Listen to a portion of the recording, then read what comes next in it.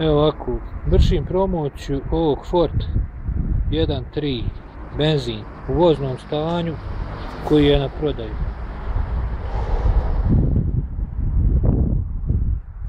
Gume u solidnom stanju. Nije udaran.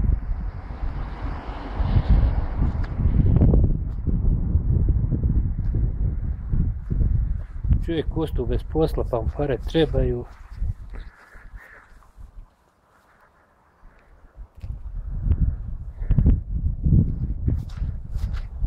Vrlo povoljno, 600 konvertibilnih maraka. Može i zamjena.